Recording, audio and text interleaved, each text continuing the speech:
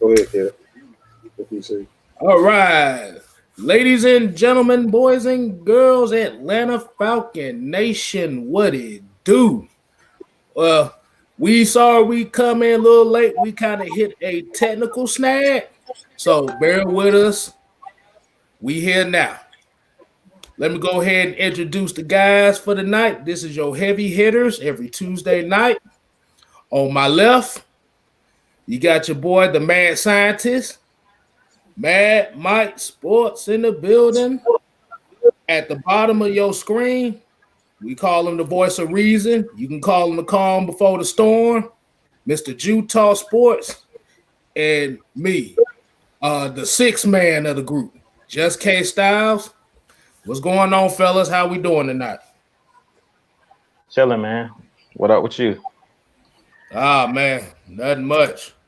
Like I said, after a devastating loss that we saw right there, hey, I wonder how Man, you y'all. little bitches, they're already in it. Man, you sit your little $2 ass down somewhere. Nobody worry about your little Hey, shitty ass. hey, My hey, bad. hey, Yeah, look, before we already get in to here. it, Like, why y'all worry?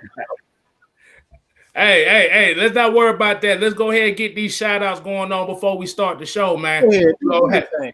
We got Jamarius 58 Gilliam. Like I said, he the first one in tonight. We're gonna say what's happening, people. We got the Loch Ness. Hey, Twisted Torch TV. Hey, that's your boy right there. We got Devon Stanifer, Paul Mack, 34A TM05, and just J Rock. Y'all We're gonna get motherfuckers to the almost rest of forgot y'all about later real on. names. Damn. Motherfucker can't spell. Y'all got to use numbers and shit. Hey, it's called being different, man. You gotta be different sometimes. Man, look, man, y'all act like y'all had the damn DM with the damn Mike 205, 345, 67. Man, you sit down with that bullcrap. Hey, shit, you don't want nobody taking your name. You gotta be different. But Hey, but Wallace Smith, what's going on? So let's go ahead. We're gonna go ahead and start it off. I about to say, coming off that loss that we had on Sunday, got a couple days to think about it. Let's go ahead and get your thoughts about the game. I'm gonna go ahead and start with you, Jew. oh man, I did a video, man. I felt like I had a confessional last night making my video because I was freaking pissed off, man. After watching that game Sunday, I was ticked off. When you come off a bye week, you got to be prepared. And I know we're supposed to touch on this. I don't know if y'all want me to talk about the coaching staff right now, but just looking at the Go ahead, game, man. Hey, run with it. hey man, Raheem Morris, I didn't like what I heard out of the media session. To me, his chances of being a head coach are dead at this point. As a head coach, you have to take responsibility. That's the number one thing. You never want to throw your players under the bus. You never want to throw anybody under the bus, really, but you be honest with the media. Like, we're not dumb. We watch the game. Be honest. Like, if they ask you, were we balanced on offense? Just answer the question. That's not throwing Dirk Cut under the bus to say that we weren't balanced. That's answering the question and being honest. And I feel like Raheem Morris, he basically tried to play us. He tried to beat around the bush. Instead of just answering the questions that the media was asking, he kind of tried to blame Matt Ryan for holding on to the ball too long on certain plays and things of that nature, when he really should have just came out and said, hey, look, we did not have these guys ready to play. We came off a bye week. We didn't have the right proper game plan. And basically, the Saints kicked our butts today. They outcoached us. Pretty much, that's what it was. We were outcoached on Sunday. If you look at Sunday's game, that was pure. That's called out coaching. Period. They out schemed us. John Payton and his coaching staff, Dennis Allen, they were ready for what the Falcons were going to do, and that's what we talk about. This team, these coaches, they refuse to make adjustments. We continue to talk about it. Dirk Cutter, if you've seen what they were doing, playing at basically two-man, playing two safeties, two high safeties, and basically just manning up on everybody else, hugging up on our receivers, not letting them get off the line with free releases. Dirk Cutter did nothing to combat that. We didn't see any no huddle up tempo. We didn't see any stacks. where you have 3 wide receivers, like bunch formations to try to get these guys open. We've seen nothing. We've seen none of that. So I blame this loss solely on the coaching staff. I don't blame it on Matt Ryan. I don't blame it on the players, because to me, the defense actually played pretty well in the first half. Going into halftime, it was 10-9. The defense played pretty well, other than Deion Jones basically running down the middle of the field, and he kept running. I don't know what he was doing on that one play where he was chasing, I think it was Emmanuel Sanders down the middle of the field. For whatever reason, it looked like he was in man coverage against Deion Sanders. He was trying to cover the middle third, and he just kept running. So Deion Jones, I don't know what he was doing on that particular play. But you've seen Darqueze Dennard hustle down the field and punch the ball out. Unfortunately, Keanu Neal had already touched him when he was on the ground. So the defense played pretty well. That was really the only explosive play they got in the first half. So as much as we want to rag and kind of say the defense played bad, it wasn't until the second half when we continued to go 3 and out, that the actual defense started to struggle. And that was just because of fatigue, really. If you look at it, they just wore down over time. I really think the defense played pretty well. They didn't really get consistent pressure, and that's been our biggest issue. We consistently talk about it. If you watched the Monday Night Football game last night, the biggest weakness with this Falcons team is we can't get pressure with our front four. And that's what the New Orleans Saints did really well on Sunday against us. They got pressure with their front four. Hendrickson, Cam Jordan, Onyemata, all of those guys had a good game. I mean, they were just bringing forward. And then in the second half, when they seen that we couldn't block them, they really just started to overwhelm Matt Ryan, because then they started sending blitzes, sending 5s at us, sending Demario Davis on blitzes. Because once they realized we were kind of reeling and we were on our heels, they just turned the dogs loose on Matt Ryan. And once they did that, I mean, it was pretty much over. Like, Matt Ryan, he took way too many hits in this game. Way too many hits. And if we want Matt Ryan to make it through this season, we have to protect our franchise quarterback. That's paramount. And the way you do that, if you can't block them, let these guys, we talked about it numerous times, let our offensive line run block. It's a lot easier to run block and go forward than it is to be backpedaling the whole game. So I feel like we did our offensive line a disservice. It kind of reminded me of the game, if you guys remember, a couple years ago when we faced Dallas, and the one kid couldn't block Adrian Claiborne, and they left that guy on the island by himself, and they wouldn't make any adjustments. They wouldn't chip. They wouldn't do anything. I think the guy's name was Bale, if I remember correctly, but he was like a right tackle, a backup right tackle for the Cowboys. I think, matter of fact, it might have been Chaz Green, if I'm not mistaken. But they left him on the outside by himself.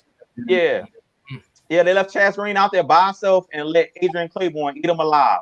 And what has Mike said numerous times about Isaiah Oliver when Dan Quinn was here? If you see the guy keeps getting burnt with streak route and streak patterns and 9 route, you don't leave this guy on an island by himself with no safety help. That's just stupid. You don't do the same thing expecting a different result. And that's what I'm saying with this coaching staff, is that we're doing the same exact things every single week, and we're expecting a different result. It's a reason why we started 0-5. And this team now is reverting back to what we were doing with Dan. What did I say about that, though? And that's all, we're the same thing over and over again. And that's why I say at this point, I'm done with this coaching staff. Blow it up. Get rid of every single person on this coaching staff, because they're not making the adjustments. And they're basically sending this team out to fail. They're setting these players up for failure every Sunday. And we expect a different result, but it's like they're doing the same thing every single week. Every single week. Let me tell you something, man. And I gotta say this. I've said this over and over again. You guys continue to tell. I say this. You can go back through the last 10 videos. I've been saying this. The last 4 or 5 shows that we've done, I've been saying this. When you see a player or players continue to get beat the exact same way, it is no longer on the players. It is all on the coaching. This is exactly what happened in Pittsburgh. You got to remember that atrocious game against Pittsburgh when they got sacked like 6 to 7 times in the same game. And then you fast forward to the game against the Bucs. Same thing. He got sacked like 8 times in that game. Go back to the Rams. You remember that game? I think he got sacked like 8 times. It's the same stuff over and over again. How do these same players go from looking like Pro Bowlers and then one game is always 1 or 2 games out of the season where they look absolutely pedestrian? That is all coaching. And that punk crap.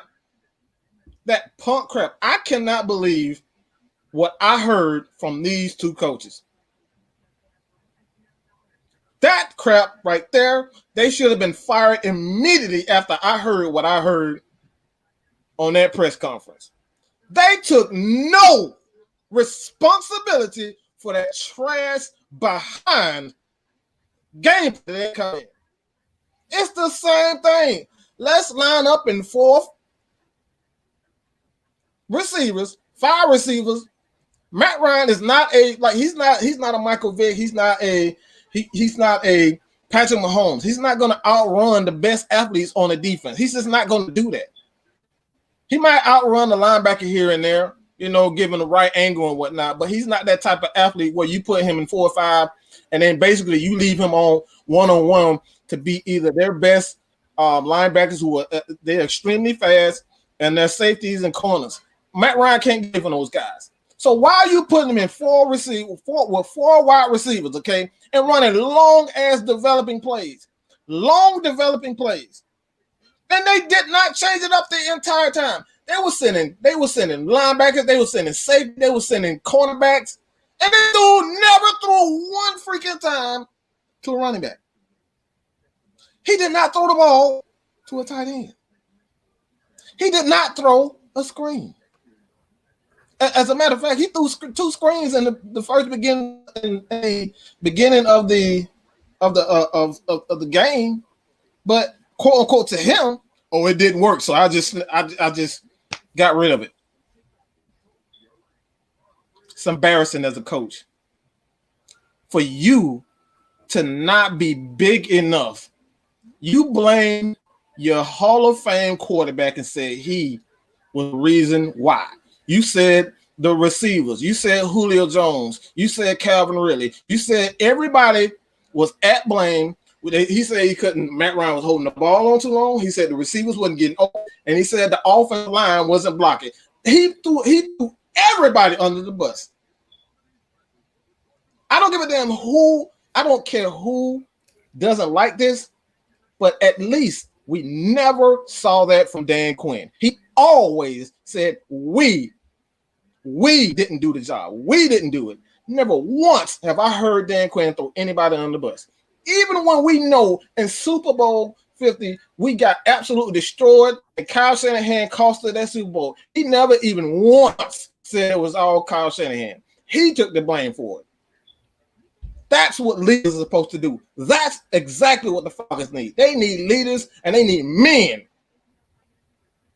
This coward Raheem Morris, and I'm saying this absolute. This is the absolute truth. He is a coward. Dirk Cutter is even a bigger coward. And Arthur Blank should be ashamed of himself for even keeping those guys after what I heard. Yes, we're talking about accountability and whatnot, but what's the accountability for the coaches? Where's the accountability for the coaches? When are they going to step up and say, I did something wrong? This guy's never say they did anything wrong. That game plan was the exact same game plan that we saw against the Pittsburgh, against Buccaneers. Go back and watch the game. The long developing plays, Matt Ryan gets sacked and they just tee off on them. And the Falcons they stay in no 4 wides, they stay in no 3 wides, and they never in max protect. Coaching matters. Does not matter if you have elite talent. Coaching matters. And we're seeing that right now. It's absolutely disgusting to see coaches. I'm not even worried about how many sacks and how many pressures they got. I'm embarrassed as a team to see my coaches throw everybody under the bus. And that's just my thoughts, man. Yeah. I see that Lisa Shepard and Philando Jones pretty much went along with what y'all say. Just throw the whole coaching staff in the garbage. But I want to add something. Go ahead. I feel like the game plan was basically, it just seemed like it's revolved around Ryan and Jones. That's just the way it seems. And it's just until we get rid of Mr. Dirk, it's going to be the exact same every year. I see your finger. Oh, I was about to say, also, hey, like I said, this is the first lady at AFN, so she know what she talking about. But we would no longer refer to Dirk Cutter as Dirk Cutter no more.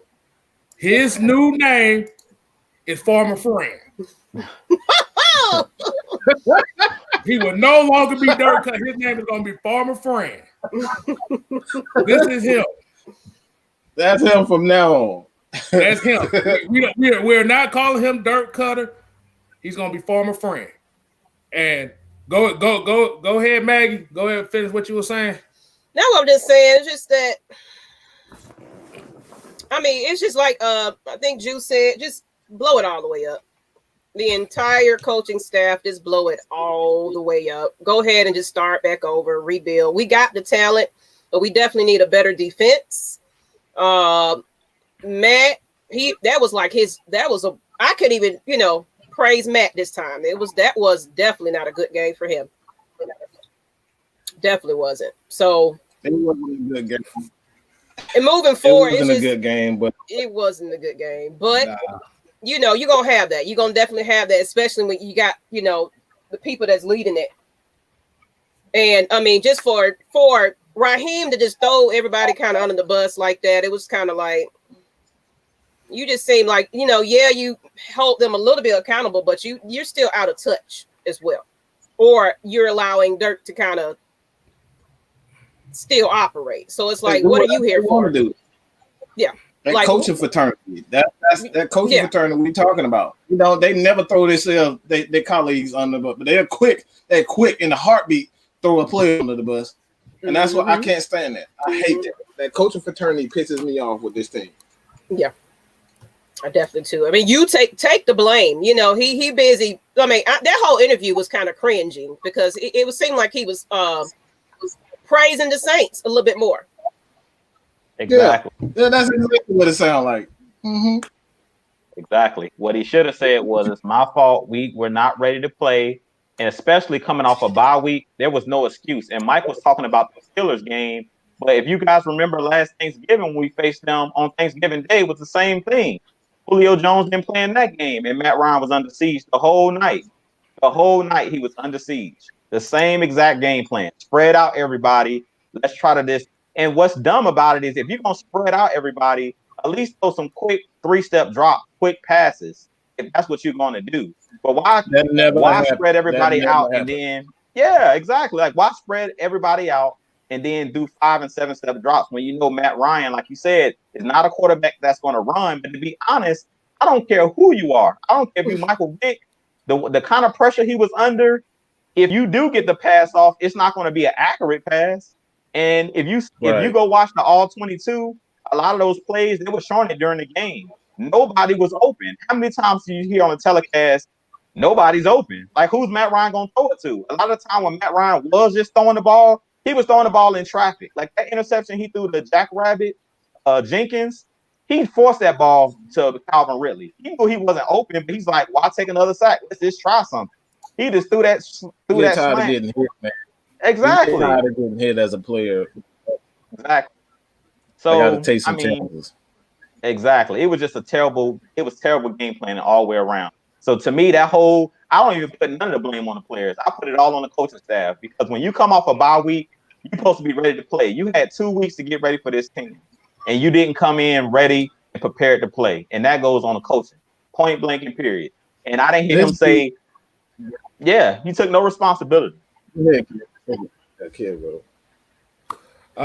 Okay, like I said, it was three comments that I saw on here. This one right here by Simeon T-Bone Hubbard saying Dirk Cutter coming back to the ATL was a huge mistake. Like I said, I would definitely agree with that. And like I said, I always kind of hold Dirk Cutter as kind of like a villain role because if you remember his time in Tennessee, he was the reason that Lovie Smith got fired. Because Tampa Bay. Tampa Bay. That's what I was trying to say. I got three thoughts going in my head at the same time. I'm trying to be PG here, so it ain't working. His play calling is vanilla. That's pretty much what it is. Man, his play calling look, bro. I don't even know what to how call do it. you have -4 yards with this offense? Like, how does any offense have -4 yards and you blame the quarterback? Just think about that for a second. You blame the quarterback. Of course, Matt Ryan is not going to be in any rhythm if you're not calling shorter plays to get the ball out of his hand. What the hell do you expect? You're calling all deep plays. Averaging about call a screen yards a game. That just don't make no sense considering the talent that we have. Right. Exactly. I see another comment. He said he saw more Luke Starker. He saw more of Luke Starker than he saw of Hayden Hurst. That's the freaking problem. I'm trying to stop cursing, y'all. So just bear with me. So I might be going in and out with what the word. but that's the freaking problem. So he gonna have a King Booker moment. That just happened. Hey man, I'm sorry, man, but that's the problem. Dirk Curtis only cares about the players that he wants. Yeah, like these players not going to get, if they don't get better chances, then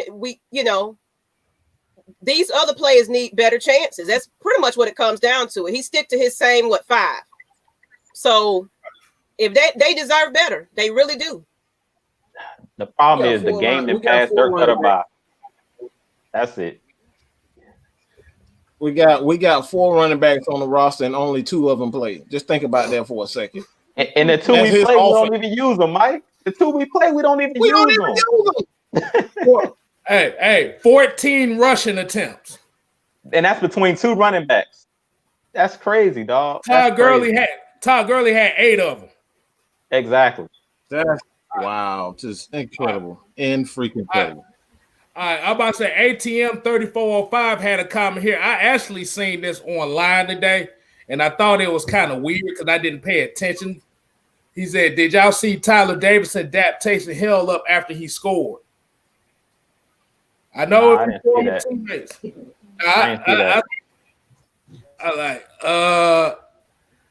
I don't think you want to do that because, like I said, everything comes up on tape.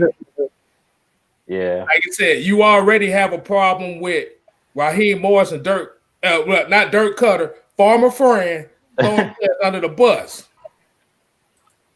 Like I said, I understand if Matt Ryan and the offense had a bad game, but as a head coach, like Mike said, your leadership is to rally the guys. You have to rally these guys because that was a devastating loss because the playoffs was slim to none before. It's done now. So these guys are playing for incentives and contracts next year. Can I say this real fast? I want to make sure that people understand what an offensive coordinator, his job is. I don't think a lot of people understand what an offensive coordinator or a coordinator job is. His job is to exploit the defense's weaknesses. Everyone knows that if you spread them out and you just leave it up to the defensive line, the Falcons 9 times out of 10, not just the Falcons. You saw the same thing with Tampa Bay. That defensive line is going to eat. Cam Jordan is a beast, absolute beast. You're leaving a tackle. It doesn't matter where you line up. Like Cam has been eating since he's got in the league. You leaving any tackle 1-on-1 with Cam Jordan, that like you just asking for trouble. And you did this the entire game, almost 50 freaking passes the entire game. And the Falcons, their 2 tackles, their best attributes are actually in the running game. Jake Matthews is a run first. Okay, he plays when he's balanced. McGarry plays better when it's a balanced attack. These are not pass protection tackles. They play better when there's a balanced attack. And you got your offensive coordinator. He's not attacking the linebackers at all. I didn't see him attack the linebackers one time. All we saw was the same exact routes over and over again. Deep routes and hook routes. That's all we saw the entire game. It never changed. And like I said, I'm gonna do the film breakdown on the wide receiver route. So I've done enough defense, but I'm gonna do the route concepts. I'm gonna do the route concepts, and you'll see exactly what I mean by there was absolutely no change in their offense. They did the exact same thing the entire. And anytime a defense knows what you're gonna do, that's exactly what you get. They did not respect the running game. They said they didn't respect the pass game. They said, guess what? We all what you're gonna do. Let's just send all the blitz. Let's just send everybody. We're gonna send every goddamn body. You know what I'm saying? We're gonna send grandma, the granddad, the baby. We're gonna send the auntie. We're gonna see the uncle. We're gonna have a picnic. You know what I'm saying? We're gonna have a picnic. Hey, I'm about to say I got the box score actually for the game. I want y'all to see how lopsided this thing really is. Hold on, I want y'all to see this right quick. I want you to see this right quick. Look at the rushing attempts. Look at the rushing attempts. Now, do you see Todd Gurley and Brian Hill's name? Look at the receiver. The way that New Orleans was blitzing, Gurley and Hill should at least had 10 catches all together. All together.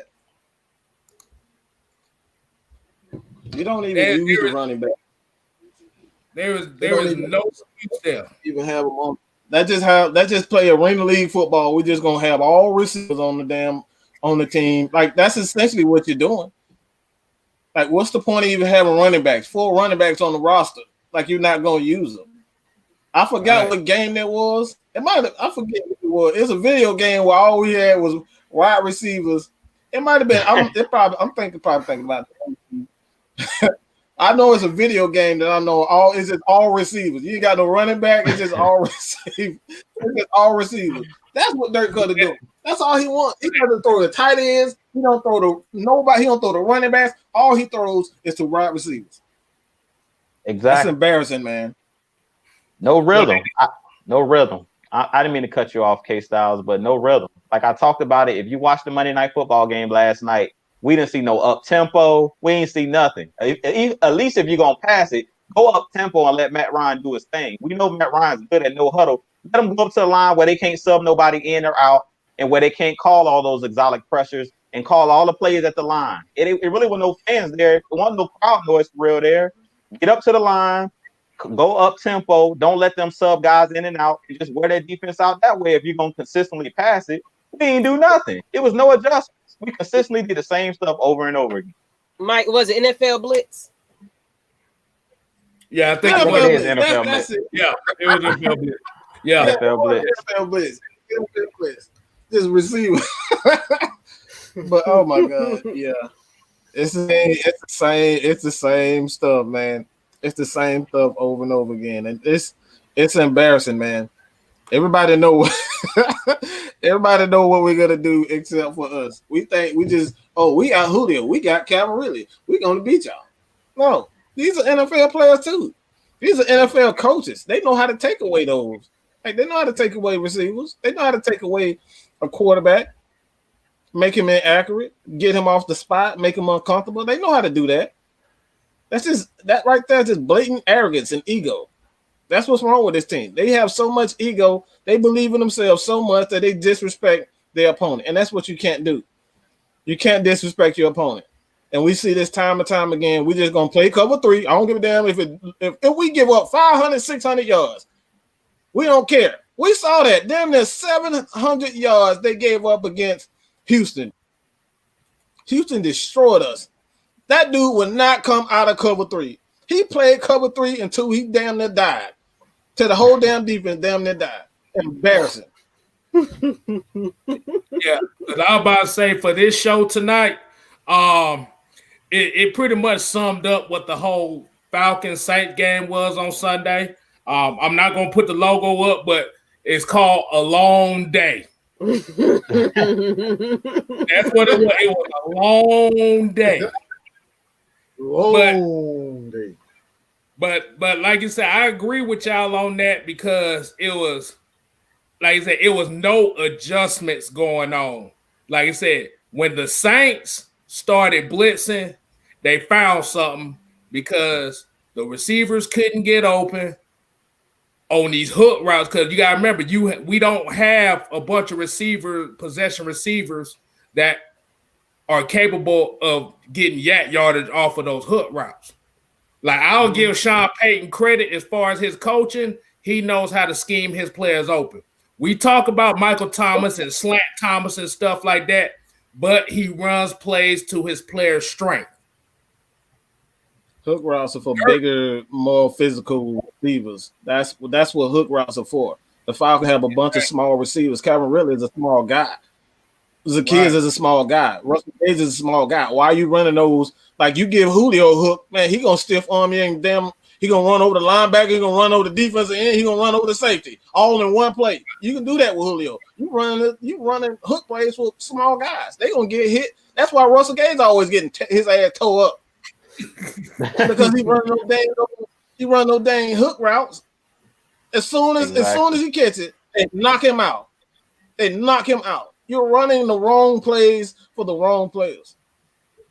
I completely agree with what Mike just said. That comment he just made sparked something that I wanted to say about our receivers. Why are we not running rub route? We got all of these small guys. If you remember when Tom Brady was in New England with Amendola, Julian Edelman, when you got small guys who's not going to beat press man coverage, and that's why they were playing press man coverage, you run rub route. You run you stack plays, bunch formations, and you run rub routes. That's how you get guys open. You don't expect these guys, like you said, these guys are not physical. That's one thing I loved about when Mohamed Sanu was here. He fit the scheme more because Mohamed Sanu is built like Julio Jones. He's 6'2", 6'3", built like a tight end. He gonna run through anybody. That's how he plays the game. He plays as a physical possession receiver. But he playing like that with Calvin Ridley, Zacchaeus. These guys are little wide receivers. Why are we trying to use them in the exactly? Exactly. I'm like, if anything, we should be trying to use Hayden Hurst more. This was a Hayden Hurst type of game. If you're gonna try to body up on somebody and split somebody out wide, you seen how they were using Jared Cook. Anytime Jared Cook tried to match up on any of our cornerbacks, they were trying to hold him because he was too big. Like, can't nobody match up with Jared Cook as far as our DBs. They too little. And another thing I seen on Sunday, and I didn't talk about in my video, AJ Terrell. Why in the world was Darqueze Dennard trying to match up with Michael Thomas? That was one of the dumbest things I ever seen. It like they were trying to match him up.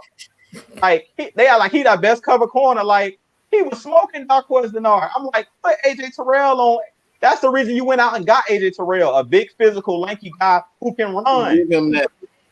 Give him that. Let him learn, man. Let that man learn. Give him the best player. He want to play the best player. That's what corner's supposed to do.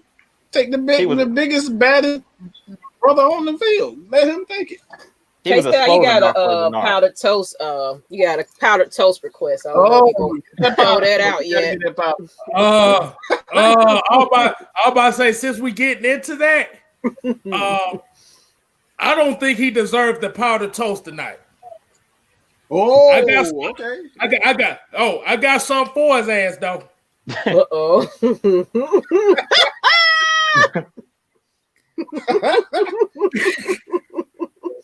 Short bus shouty.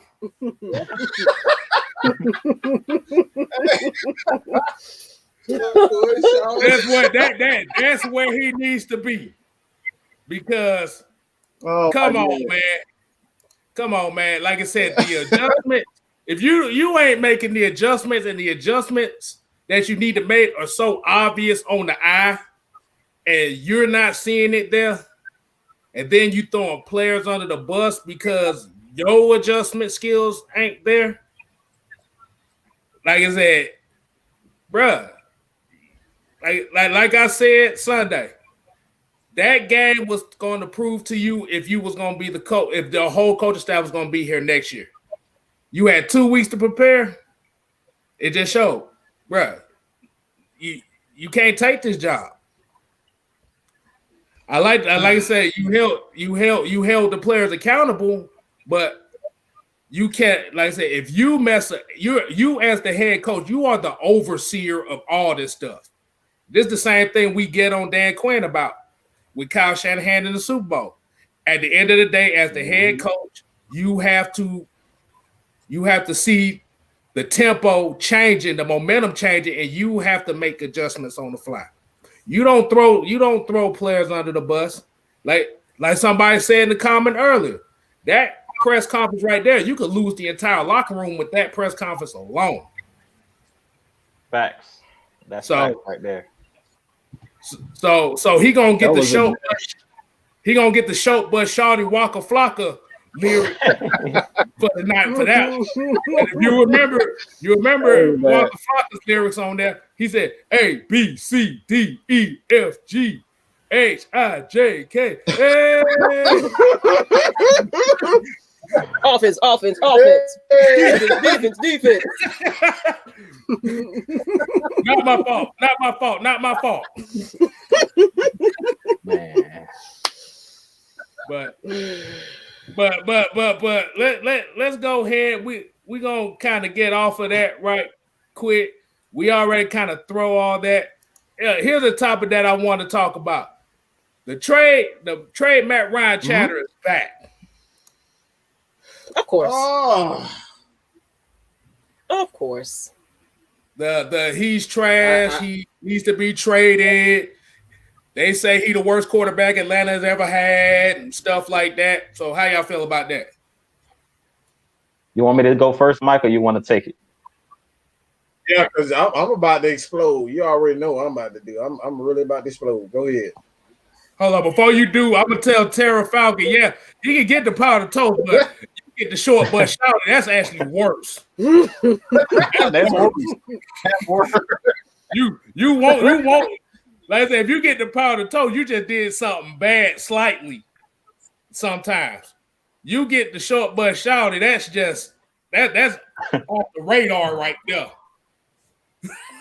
But go ahead. Go ahead. What I'm gonna say is, all those people that want to get rid of Matt Ryan and bring in a rookie quarterback, if you guys didn't see on Sunday, Joe Burrow, the rookie quarterback, Heisman Award winner, Oh my God, had a horrific knee injury on Sunday for the Cincinnati Bengals. I felt so bad for this kid. The reason I felt bad for him, because it looked like he had a bright future in the league. He still has a bright future. But we all seen when Carson Palmer injured his knee against the Steelers in that playoff game. And sometimes when you have that horrific ACL, MCL tear, that can ruin your career. And where I'm going with this is rookie quarterback. You have to, it's no guarantee what these guys are going to be. This guy was actually having a pretty good season, but what was going on? They were putting all the weight on his shoulders, just like Matt Ryan on Sunday. He was taking abuse that he shouldn't have been taking because the head coach and the offensive coordinator put him in bad position. If you go look at the Bengals, they're a pass-heavy team as well. They were putting Joe Burrow in bad situations with a bad offensive line. And when you do that, you put your quarterback at risk. So all those people that are screaming for Trevor Lawrence, screaming for Justin Fields, we tell you guys all the time, running quarterbacks get hurt even worse than pocket quarterbacks. Joe Burrow is not a running quarterback. He was in the pocket when he got hit. So all of you guys that keep saying, yeah, all these guys that's screaming, bring in a rookie quarterback. Look, we need to respect Matt Ryan. I actually seen a stat where they were saying that Matt Ryan in his whole career has only missed 3 games. I believe that he's been in the league 13 seasons, if I'm not mistaken, Mike, 13 seasons? Yep. 13 seasons, and this man has only missed 3 games his whole career. That's 200 plus games. That's ridiculous. His longevity, you might as well call this man LeBron James of the NFL. Knock on wood. Exactly. Miss games. This guy does not miss games. So, like, why are we to get rid of Matt Ryan? I could understand if this was a guy that had a serious injury, like when Drew Brees injured his shoulder, or when Peyton Manning injured his neck. When I made that video comparing Peyton Manning and comparing Matt Ryan, the only asterisk that I had was that Peyton Manning had a severe neck injury, and they never knew was he going to get that nerve damage back in his neck, and was he going to be able to grip a football and throw with the same velocity and things of that nature. So the coach actually had an excuse to actually want to get Andrew Luck. here in Atlanta, we have no excuse to want to get rid of Matt Ryan. Matt Ryan hasn't shown us any drop off. I haven't seen any drop off in Matt Ryan's game. He still can throw the long ball. He still can make every pass. He's still one of the elite quarterbacks in this game. So I don't see why everybody's clamoring over these guys that we've never seen take an NFL snap. Every year we see bust out of the draft. Guys that come out, they're supposed to be the best thing since sliced bread. Next thing you know, they're out of the league. They're not even a backup. They're out of the league. So all you guys clamoring for another quarterback to come in here, all I got to say is hold your horses on that. Respect Matt Ryan. Love Matt Ryan while he's here. We need to continue to build this defense. We don't need to bring in another quarterback. Because now the Cincinnati Bengals, they put all of their eggs in Joe Burrow's basket, and now this dude might not even play next year. They said that he could be out anywhere from 9 months to 12 months, meaning he could be still injured come Thanksgiving next year. And he was their number 1 pick. So that just goes to show you, when you make bad investments, when you don't invest in the offensive line, when the offensive coordinator doesn't protect the quarterback by staying balanced, things happen, injuries happen. Now, not saying that if you're a balanced team that you can't get injured, because injury was a freak accident. But the point is, you never know. And that's why you never put all your eggs in one basket. Because we got Matt Ryan here. So why draft a quarterback? Why draft another quarterback when you can go get Matt Ryan more help, or we can build the defense? It doesn't make sense to go get another quarterback because he could end up getting injured just like Joe Burrow. And now Cincinnati's really going to suck now because their team already was trash, but now they're really about to be trash. Y'all tell me what y'all think. I'll go ahead and I'm gonna go next. See, I think my problem with a lot of people saying that is, okay, let's just say if you do get another quarterback in the first round, are y'all gonna have the patience to let that quarterback develop enough to where he can become a winner? Because I know a lot of Falcon fans do not have patience. They'll be honest with you, they was ready to get rid of Matt Ryan after the 2012 season. If I remember correctly, after that 2012 season, fans was already getting ready to get rid of him. So, like I said, we can say, yeah, like I said, Matt Ryan, like every quarterback is going to have a bad game. That if, ands, or buts. It's not about we're supporting mediocrity. Because I know Sean Gomes kind of said something about we like mediocrity. It's not so much as we like mediocrity. It's the fact that if you draft a quarterback and he's a bust, your team is going to be set back for a few years. Because you have teams now, you don't want to go down that road where you scrambling trying to find quarterbacks.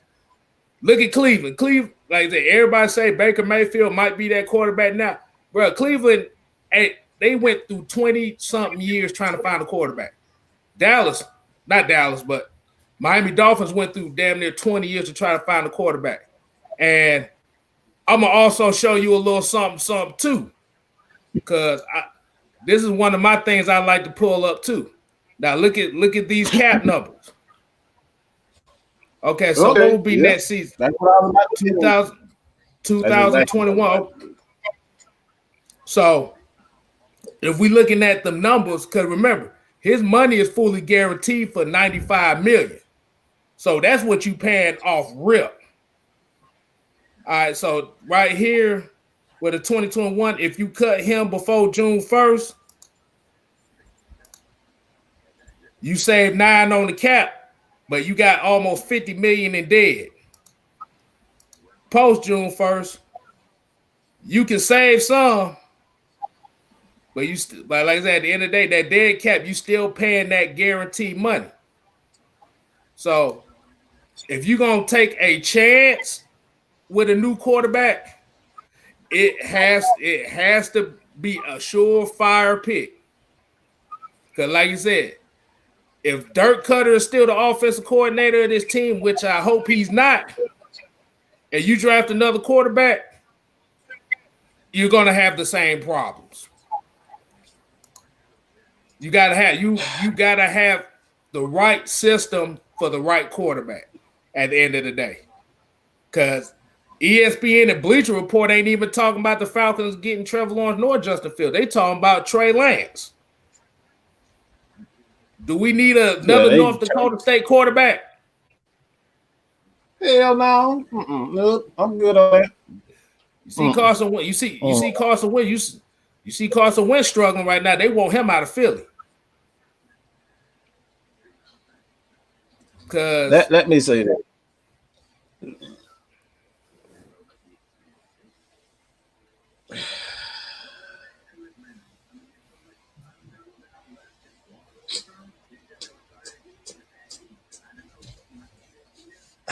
I just can't. I can't believe how ignorant you people are. And I know I said I was told not to call people ignorant, but y'all some dummies, man. I mean, on top of that, you cowards. Like you guys, like every time he does well, you disappear. But soon as he had one game that y'all, he plays absolute like trash. That's when you come and you want to say, "Oh, see, this is my you wrong." You know what I'm saying? Like y'all wrong. See, he sucked. The man been in top 5. He been in the top 5. He never even went out of the top 5 the entire season. Now all of a sudden he had one bad game, terrible game. Okay, he had a terrible game, but now you want to trade him. It's like how you gonna be a coward? Don't be a coward. Keep that same energy. Y'all cowards. That's what you are. Y'all are cowards. As soon as he have a great game, as soon as they start a little winning streak, that's when y'all come. Y'all running high. Y'all tuck your tail between your legs and start running. Don't do that. Keep that same energy. You know what I'm saying? I remember when I said that thing about Trey Young. I said this dude gonna be a superstar. Said he was gonna be a superstar. People said no. We want the I forget what his name, but the Cleveland point guard. We haven't heard that dude's name since. I'm just saying. Everybody said Trey was going to suck. Everybody said it. Analysts, everybody. And now y'all eating crow. Keep that same energy. Keep that same energy, man. And like I said, man, everybody's due a bad game. Julio's dropped wide open passes. Dropped them. Absolutely terrible. Had games where he had like 4 catches, 10 yards. Julio's done that. Nobody says anything about Julio being overrated. Grady Jarrett was a Pro Bowler. Has games where he's getting absolutely no penetration, no sacks, no nothing. Nobody says a word. And you see that old ass Tom Brady looking like a straight bum, looking like a straight up bum, complaining, blaming everybody except for himself. He blaming everybody except for himself.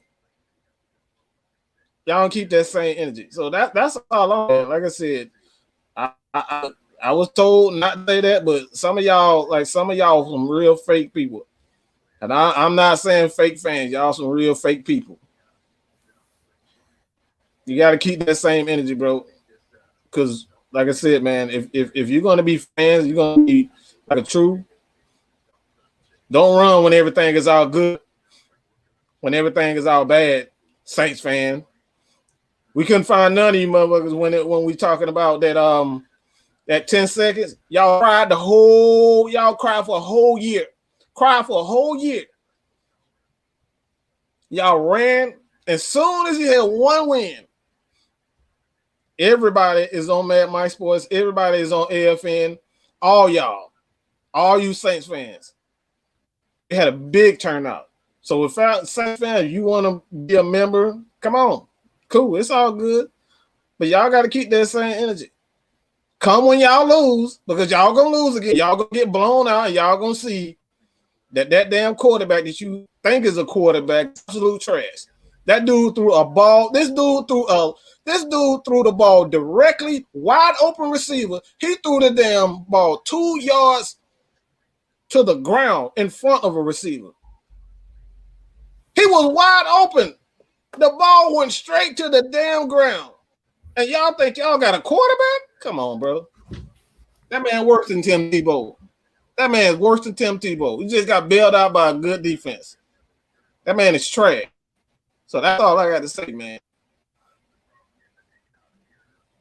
Well, go ahead, Drew. You want to reiterate on that?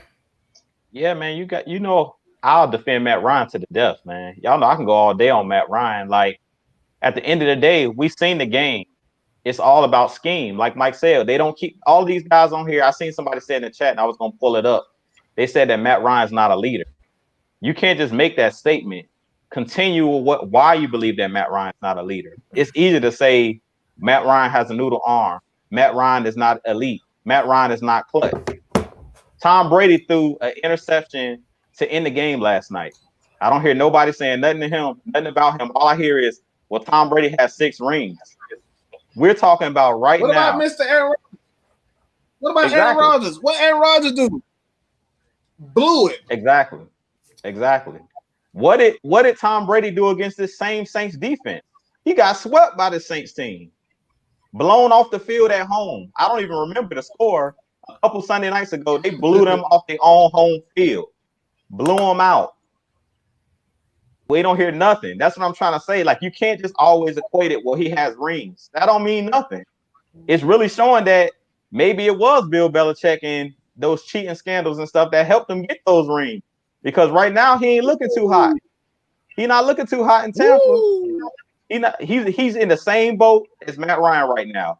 He has a pass-happy coach. And when you're a pass-happy coach with a pocket passer and you allow teams to heat them up, meaning get blitzed all night, if Matt Ryan's not going to run away from the blitz, Tom Brady definitely ain't running away from the blitz. He has the worst 40, the ugliest 40 in history. So if they continue what they're doing, and I talked about this last night on my video that I made, they have a ton of weapons. They have more weapons than the Atlanta Falcons on their offense. But that means nothing if you can't scheme those guys open. It means nothing if you don't stay balanced. It means nothing. You can have all the number 1 receivers you want on your team. If you don't know how to scheme, if you can't coach these guys up, as Mike said, all of these guys are getting paid. All of these guys in this league are professionals. And Bruce Arians does the same thing that Dirk Cutter is doing. He's too arrogant. He wants to push the ball down the field. He refuses to run the ball. He refuses to stay balanced. And when you do that, I don't care who's back there playing quarterback. Last night, the Rams made Tom Brady look mediocre. And they'll make any quarterback look mediocre if you throw the ball 50 plus times, 40 plus times, and refuse to run the football. And that was proven last night with a guy that got 6 rings. The guy we called a GOAT threw 2 picks last night. He threw for less yards than Matt Ryan yesterday. I about to say, before we get to the next one, I'm going to go ahead and get a few more shout-outs going on. Like I said, I saw Speed Falcon for life up there. Like I said, we ain't got you, homie. Anthony Wright was good. We got Jay Money. Hey, Amanda Goodman followed Utah Sports. Hey, there you go. And like I said, we got Robbie White. We got TCM Got a Bag. King Quest 710. We're gonna get to some more of these a little bit later, but we got a show. We got to keep going on. All right, Drew, you can go ahead and continue. I'm weak at Dre. He said I'm taking all his thoughts. That's funny. Man, y'all definitely check Dre out, man. Red Cup Rants. Big Drizzy. Hey, he a diehard Atlanta Falcons fan as well. But man, I was on Twitter last night. Hey, I had them Twitter fingers last night. I was on Twitter, like, man, Sean McVay. I was like, you man, on I got Twitter with Twitter fingers. Hey, I was on Twitter like, hey, bang bang, bang. I was on Twitter like, yo, I got a man crush on Sean McVay because he was doing this thing last night. I'm like, this is what I'm talking about. I hope Dirk Cutter is watching this football game right now. This is what I call rhythm. This is how you get your quarterback in rhythm. Jared Goff is not a better quarterback than Matt Ryan. He can't hold Matt Ryan's jockstrap. But last night, he looked like the man. So much so, he made Tom Brady mad. Tom Brady didn't even want to shake the man's hand after the game. That's how bad he did Tom Brady in that defense. He couldn't even go. He didn't have the decency as a GOAT. He didn't have the decency just to walk to the middle of the field and say, man, y'all kicked our butt today. Good game. Loser. Hey, so I'm about to say, before we kind of get off the subject, I'm about to say, let's go ahead and get to these 3 keys of victory against the Raiders. I'm about to say, who's going to want to take that first? Hey, I'll go ahead and do that thing, man. I actually had it. Where the hell is my? There you go. But the 3 keys is kind of easy, simple. I don't think is anything out of the norm. But the first one for me, man, they got to have a better game plan, man. I don't give a damn how many playmakers you got. I don't care if Julio Jones is not playing. I've seen Matt Ryan play with absolute garbage at wide receiver and tight end. You know what I'm saying? The dude was playing with Jacob Tammy. That man couldn't run up. He was slower than damn, Jason Witten right now. You know what I'm saying? That dude was absolute garbage. Okay, old. That dude was throwing. He was doing his thing with Jacob Tammy. What's the receiver? Harry Douglas. I mean, Harry Douglas was his number 1 receiver. Just think about that for a second. That man has played with trash, absolute trash. So the game plan, got to have a better game plan than that, man. Like, you can't come out throwing the ball 50 times a game and expect a defense, any defense, to not hit Matt Ryan. Like, you supposed to, like I said, Jude talked about a quarterback. Everybody want to talk about Trevor Lawrence, man, but it only take that one wrong hit for you to land the wrong way. Drew Brees, he landed the wrong way and broke, 13 ribs or something crazy like that? Just one hit. That's all it takes.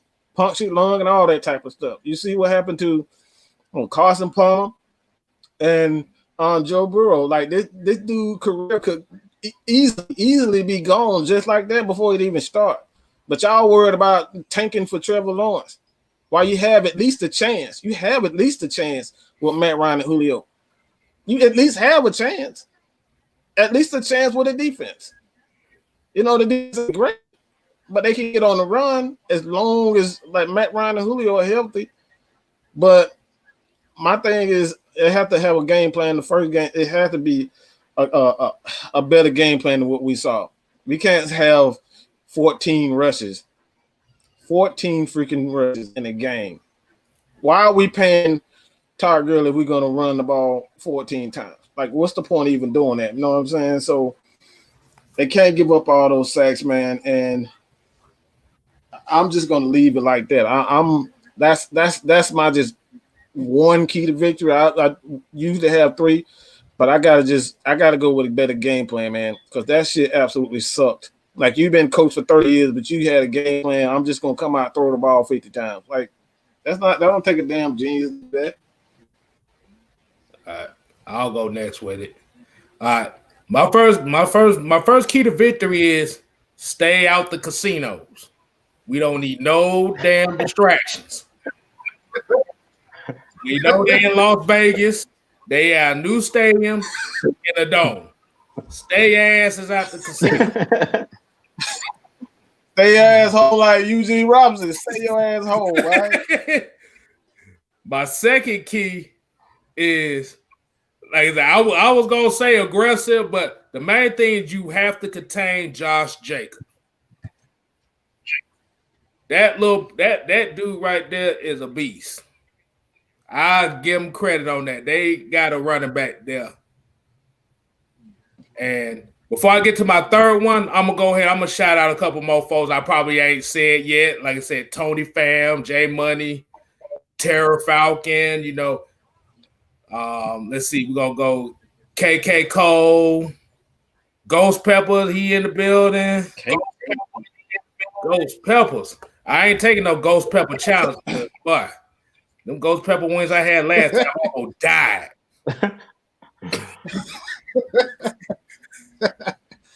This dude, boy. And my third key, like I said, usually one of my keys comes with the 60-minute key. Mm-hmm. Bruh, I can't even use it this week because it's like, bruh. My new key for this week is going to be second half adjustments. Adjust to these teams, because these teams, the book is out there now. They finna blitz, like the Raiders gonna blitz the hell out of you now. That what the Saints blitzed you. And like I said, the way that your routes, like the way that your plays ran, you ran out of vanilla formations. It wasn't no bunch formations. It wasn't no off tight formations. You ain't even had 2 tight ends. It was basically 3 wide receivers, a tight end. Hopefully, let's get open. Bro, you got to be more creative this week because, dude, it just looked bad. New Orleans basically ran the Seattle playbook, the Seattle defense of scheme on y'all asses. So y'all, like I said, I'm calling out the coaches for the third one. Adjust. That's all you gotta do. Adjust. If they show you one thing, come up with something else. Be creative. Something. Anything. I don't want to keep calling y'all Farmer Fran and Croco Stempies every week, so y'all better come up with something. And I'm gonna go ahead. That's my 3 keys. I can't believe I ain't say 60 minutes, boy. That's my catchphrase.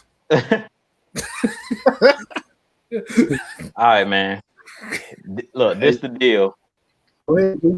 First key to victory: run the football.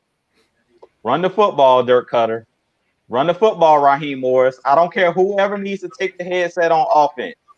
Run the ball. Like we said, we got Todd Gurley. We got Brian Hill. We got Ito Smith. We got Quadre Olison. We don't use none of these guys. I was talking about a couple weeks ago. I don't know if you guys remember. I was talking about Todd Gurley possibly re-signing with the team. Why would he want to re-sign with the Falcons? Let's be real. Why would he want to re-sign for a team that don't even know how to use it? We making him look bad. Like at the end of the day, all those people that was saying Todd Gurley was rusty when he was with the LA Rams, we're making those people look right because we're not even using Todd Gurley. He had 8 rushing attempts on Sunday. Why would this guy even think about re-signing with the Falcons when we refuse to use him? Brian Hill. I was really thinking about getting a Brian Hill jersey because y'all know I love me some Brian Hill. But I know his contract is up at the end of this year. So I'm looking like Brian Hill is not being used as well. So how will the next coaching staff that's coming in even know what Brian Hill is? Do we know what Brian Hill is? Do we even know if he could be the starting running back? We haven't seen enough. He hasn't gotten enough carries. On Sunday, he had 4 carries. To me, if you run the ball less than 20 times, you can't say that the run game wasn't working. You don't even know. You don't know from running the ball 8 times or 4 times for one person if it's working or not. You have to stick with it. Even with Adrian Peterson when he was with the Vikings, everybody knows Adrian Peterson to get a yard here, a yard there, 3 yards here, 4 yards in the cloud of dust. Then next thing you know, he'll pop a 60-yarder. He'll pop a 50-yarder. But those didn't come every single play. You have to stick with the running game. You have to wear the defense down. It's the same thing with like an Ezekiel Elliott with the Cowboys. When they feed him the ball, you got to let him touch that rock 20 to 25 times. And when you do that, that's when you can wear the defense out. And then on that 10th or 15th carry, that's usually when Zeke pop it for a 25-yarder. That's what we got to do with Todd Gurley. We can't give these guys 4 carries, less than 10 carries, and then be like the running game won't working on Sunday. We're not even trying. We're not even giving these guys a chance. So my first 2 keys to victory this week is going to be run the ball because Dirk Cutter is stubborn. He's hard-headed. Run the ball. Every single week, it's the same thing over and over and over and over again. And I don't understand with these coaches why they're so hard-headed. You see that your game plan isn't working. You didn't even score a touchdown Sunday. We kicked 3 field goals. So that should tell you need to do something different. Don't come into this game with that same vanilla game plan. If you want to keep Matt Ryan upright, what do they say a best friend to a quarterback is? A running game. You got to have a running game. That's the quarterback's best friend. Give the running back the ball so Matt Ryan can use the play action. We're play action and Matt Ryan, like they're looking at us. Why are you running play action when you're not even running the ball? Nobody believes that play action. What sets up the play action is when you run the football. If you're not running the football, it's no point even running play action. They don't believe you. You got to make them think that it's a threat that you're going to actually run the football or the throws to be open. And that's another reason why Calvin Ridley and those guys are not getting open. Like we talk about those guys were not getting open on Sunday because the Saints knew that we were passing. There's no reason to respect the run when they know you passing. They literally had 2 high safeties and was like, Run the ball. I dare you. What Dirk Cutter do? Throw the ball every single play. That's elementary. And that's why he should have been let go on Sunday. Like, I don't like calling for people's jobs, but that's the reason why Dirk Cutter should have been let go, because that's elementary. That's Barney basics of football. You run the ball to set up the pass. We didn't see none of that on Sunday. So my first 2 keys to victory in this game against Oakland: run the ball, run the ball, run the ball. Let's see if they can stop it. And then my third key to victory is be prepared to stop the run. Be prepared to get your nose bloodied in this game. If you're a linebacker, if you're Deion Jones or Foye Oluokun, if you're that defensive line, put your big boy pass on for this game. Because I'm telling you, Josh Jacobs is going to touch that ball 25 to 30 times in this game as far as running the ball. Because if it's one thing that John Gruden believes in, it's running the football. He's going to set up his play action. It's a reason why that tight end that they have, and Kstylz should love that tight end because he went to Georgia Tech. I didn't realize he went to Georgia Tech. They showed this story. Darren Waller, that dude's a baller. The tight end for the Raiders is a baller.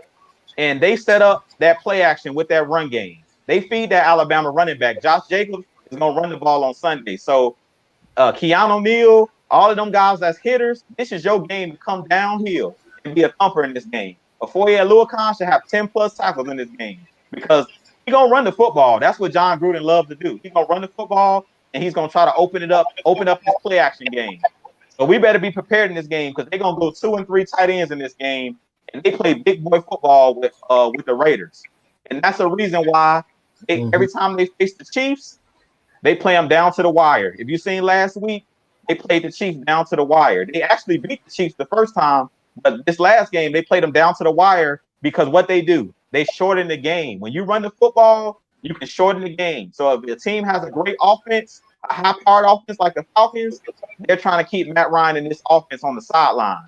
And they're trying to limit our possession. In this game, they're going to be trying to hold that football. Keep Matt Ryan, Julio Jones, whoever's playing in this game, Calvin Ridley, keep them guys by the Gatorade.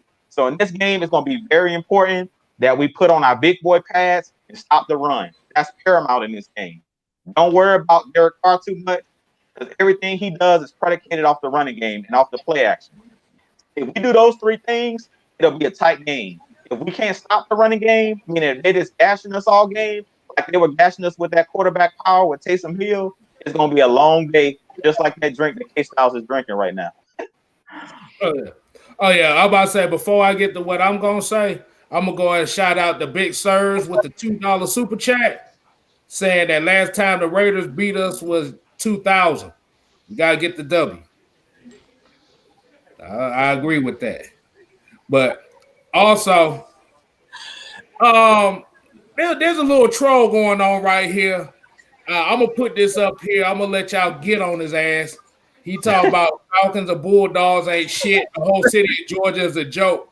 Atlanta wishes it was New Orleans. Hey, I'm going to tell you something, bro. After Katrina, why most of your people moved to Atlanta? Don't. I ain't going to go like that. But I'm going to just say it like this. The only thing good about New Orleans is Bourbon Street and it smells like piss. So, next comment. But before I got to that, I'm gonna go. I got an exclusive Dirk Cutter playbook here. We've been talking about it. I'm gonna go ahead and put it on the screen. This is the Dirk Cutter playbook. There you go. Do you see that? That's it. That's all. That's the whole play call sheet right there. We need to expand that. Hey, that actually does that. The one at the far right at the bottom, that actually looks like Dirk Cutter play too. That's exactly his play. Oh shit! But we got old Drebo in the building. What's going on, Dre? What you got for me? I'm only gonna be a minute, man, because I got my pot roast over here on the cooker, man. So I'm only gonna be a minute here. All right, we ain't gonna hear no. We ain't gonna hear no bell when you're done.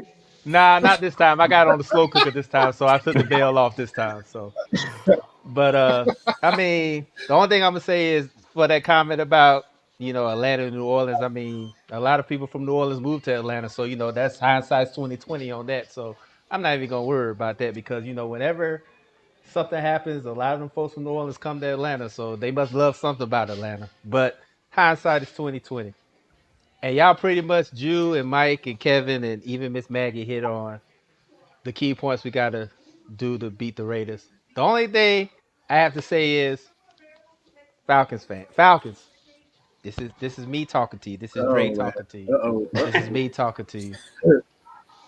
I got 250 other things on y'all to win on Sunday. Cause my partner who's a Raiders fan been talking all week long. Especially after we lost to New Orleans. He's been talking all week long about how this is gonna be easy dub for the Raiders. I need y'all to play. I need y'all to play Sunday. Hardcore, like I said. I got 5 keys to feed. That's what you got. And Mike will tell you, I'm cheap with my money. So when I put money out there, that tells you how faithful I am with my team because I don't just spend money like that. So I'm gonna need y'all to win on Sunday because I got enough of my dad getting on me because the Saints won because he's a Saints fan. Matter of fact, my phone's buzzing now, so I know he's been talking shit this whole day, all day today. So I'm gonna need y'all to win, like all y'all been saying. I've been hearing y'all points, and everything y'all been saying is absolutely right. Get Josh Jacobs down because that man is tough to tackle by yourself. Gang tackle that dude because that dude is tough. Do not let Darren Waller run free and wild on y'all.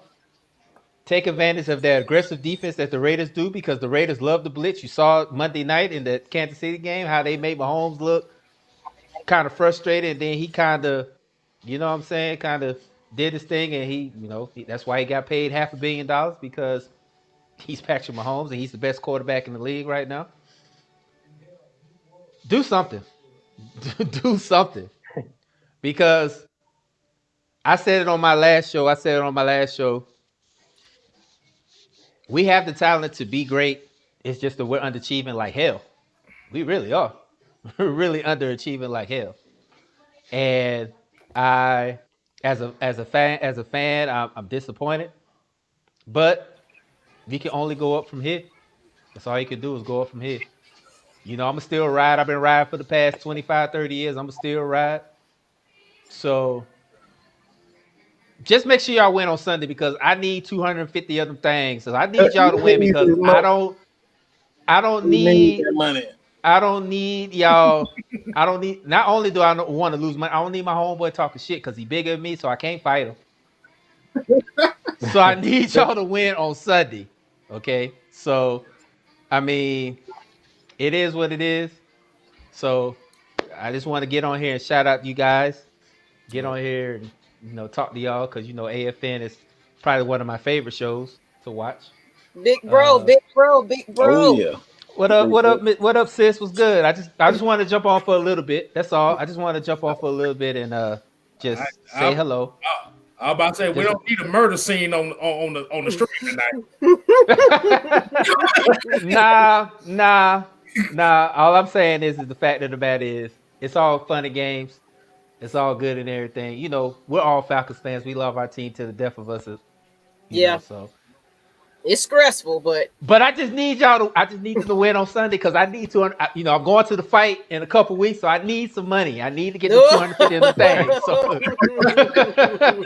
thing. So I need that money, man. So I need the Falcons to play. I need the Falcons to play like I know they can play.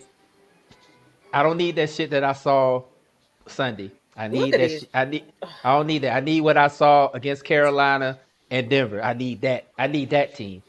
Raheem, I know you're trying to get a job. And right now you're looking funny in the light. But I need you to have a come to Jesus meeting. You need to figure it out how y'all gonna win Sunday. I need. No, we don't. We just need to get rid of.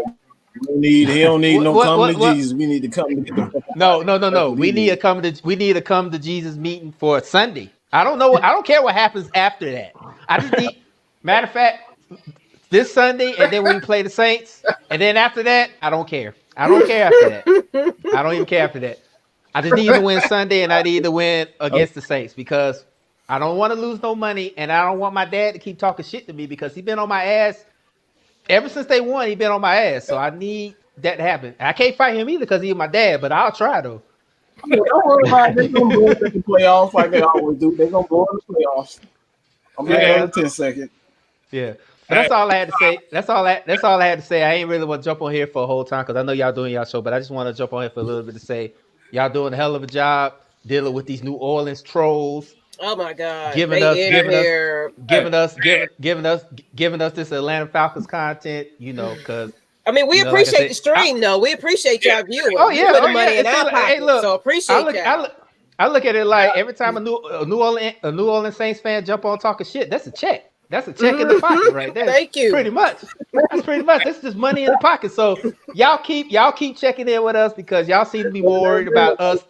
Y'all seem to be more worried about our team than y'all team. So keep putting the money in our pocket for us then. So thank you. But that's all I gotta say, and I'm going to enjoy it. I'm gonna watch from the sidelines, but y'all gonna keep doing the damn thing. Appreciate it. All right. Hey, all right, bro. Hey, I'm about to say I caught your comment last time when you talking about the paperwork. Hey, hey, look. They may be clowning us about 28-3, but at least we didn't go to court about it. Yeah. I'm about to say they try to turn it into a social justice issue. You know how it go. Either they troll or they shut up, and they can't do both because they not that smart. So it is what it is. So it is what it is, man. We appreciate the Saints fans for watching, though. I mean, like seriously, it's still at the end of the day, it's football anyway. So I appreciate y'all, you know, but some of y'all fans give y'all a bad name though. So yeah, you know how it is. It is what it is, man. But that's all I got to say. I got to eat my pot roast before it burns. So I'll let y'all later, man. All right. All right. Peace. All right. Talking about we not funny. Why are you here then? You know, like I said, another check in the pocket. That's it. Thank you. Just more coins in the pocket. We not funny, but you paying us to watch it. So hey, it is what it is. Hey, I say it like this. If it's funny to me, I don't give a shit what you say. I mean, hey, look. I mean, look at Kevin Hart. He ain't funny to me, but that motherfucker making millions though. Exactly. So it is what it is. That last stand up, we didn't even go there, but y'all going to do your thing, man. Thank you. I'll talk to y'all later, man. All right. Peace. All right, I'm about to say we're gonna go ahead and hit this one right here. I know we kind of been talking about it. I know we got a little bit of time left, but I want to go ahead and talk to your top 5 free safeties of all time, and this goes to the people in the chat as well. So I say I want to see some names out there, and if y'all agree or not. So who will go? I'm gonna say, Mike. I'll let you go ahead and take this one first. I actually got more than one free safety. I'll just give 3, man, because I think I'll just get this one out the way. I don't think anybody is better. This is the greatest free safety of all time. I didn't see all them old guys, you know, the Wilson and all them, like Krause. I didn't see those guys, so I can't really speak on them. But Ed Reed, man. Ed Reed, that dude is the standard. That dude is freaking incredible, man. It's only one person to me, and he didn't get a chance to kind of play, fulfill his dream. But I'll let somebody else bring up that one. Hint, hint. But your boy Ed Reed is just incredible. I seen this dude literally, like, on one side of the field. He ran from one side of the field and absolutely, like, on the right side, left side of the field, ran all the way to the right side of the field, catch the ball, intercept the ball, put his feet in bounds, and pick it up. I've never seen a free safety. I've never seen a free safety ever do that. He's the first one I've ever seen that. So Ed Reed is the first one, man. I got to give this guy some home team love. This is a little bit biased, but he doesn't get the proper respect that he do, man. And you're probably going to think I'm crazy when I say this, but if you guys have ever seen Scott Case play for the Atlanta Falcons, bro, That dude was a monster, man. That dude, he could pick the ball off. He had great speed, and he will knock you literally the hell out. Like he will knock you clean out. You think Keanu Neal or something? Looking at Scott Case, you go back and look at some Scott Case film. I guarantee you that you'd be like, "Oh my God!" Like how this dude didn't get the respect that he's due. So that the second one is Scott Case, and the third one for me, man. I'm gonna give this dude some love. I was a Peyton Manning fan, and of course, he's my favorite quarterback of all time, Matt Ryan second.